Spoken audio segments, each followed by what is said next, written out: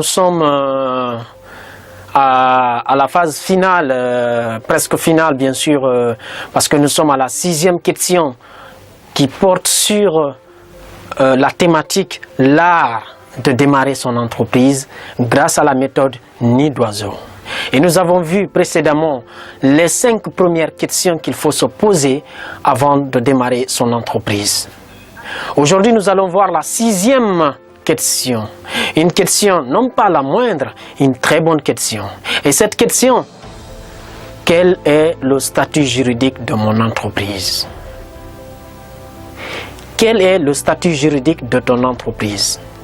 Si tu sais le pourquoi, tu as imaginé la solution, tu connais le coût, tu connais aussi avec qui tu t'associes, d'accord? Tu connais comment tu vendras ton produit, tes stratégies pour vendre ton produit ou ton service, ça devient intéressant de mettre au monde le bébé. Parce que tout ce qu'on disait tout à l'heure, c'était en amont. Maintenant, il te faut dire, ok, je veux mettre au monde ce bébé-là. Vous savez, il y a certaines personnes qui aiment évoluer dans l'informel.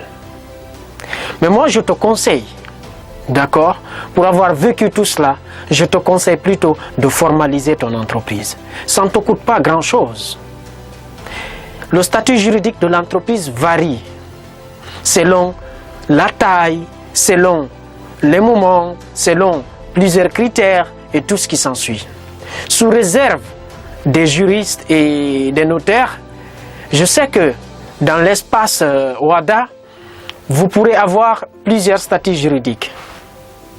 Mais moi, toi, en tant que quelqu'un qui démarre, tu peux créer une entreprise individuelle, par exemple, si tu n'as pas trouvé un associé, ou tu passes à une société à responsabilité limitée.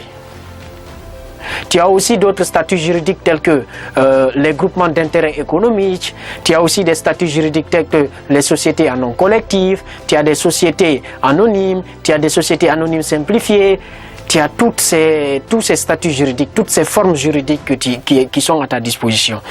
Mais pour toi qui veux démarrer par exemple, ça devient très intéressant de pouvoir commencer par exemple avec une entreprise individuelle ou une société à responsabilité limitée. Chaque forme juridique a ses avantages, chaque forme juridique a c'est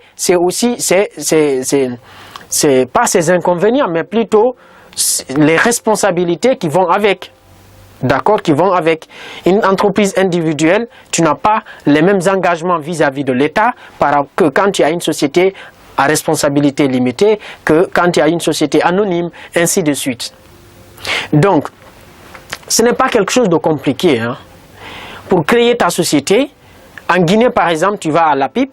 Aujourd'hui, c'est tellement simplifié. Tu vas là-bas. Si tu veux une entreprise individuelle, tu as le formulaire, tu remplis et puis c'est le processus, je crois que ça prend 72 heures, à la rigueur une semaine. Et au Sénégal, la même chose.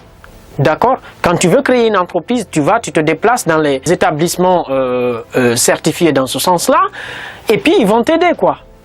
Tu vas remplir et tout. Maintenant, lorsque tu veux créer une entreprise, une société à responsabilité limitée, une SARL par exemple, là, tu peux la créer par exemple à l'APIP ou à l'Agence pour la promotion des investissements privés. Ça, c'est en Guinée, au Dakar, je crois. Au Sénégal, je crois, c'est l'APIX. Donc, en gros, tu contactes un notaire qui t'aide dans la rédaction des statuts de ton entreprise. D'accord? Donc, d'une manière générale, l'essentiel de cette 6e question t'amène à comprendre que mieux vaut aller dans un statut, dans un statut formel que d'avoir un statut informel. Et je te dis une chose, je te garantis une chose. Le jour où tu auras dans tes mains le RCCM de ton entreprise, ce jour-là, c'est comme un papa, c'est comme une personne qui a eu un bébé, c'est comme une maman qui a mis au monde son premier fils. Ce sentiment-là, cette sensation-là, je ne peux pas te l'expliquer, il faut la vivre. Il faut la vivre. Et donc, lorsque tu as le RCCM de ton entreprise, même ton paradigme, même ta perception de ton entreprise change. Parce que tu te rends compte que tu viens de mettre au monde quelque chose, que tu viens de créer quelque chose, que tu as formalisé quelque chose.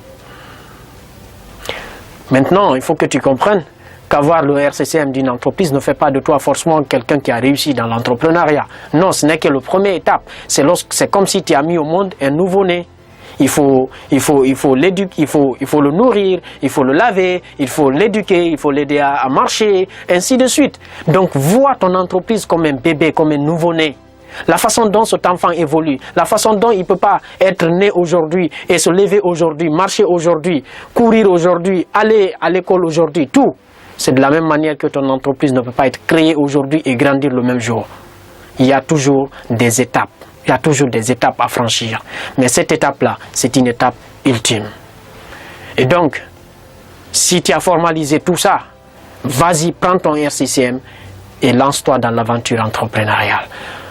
Voilà ce que je peux te conseiller dans cette partie de cette vidéo sur la 6e question qui porte sur l'art de démarrer son entreprise et la méthode nid d'oiseau.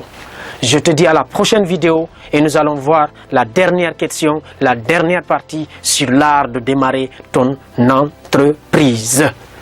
Allez, à bientôt pour la prochaine vidéo.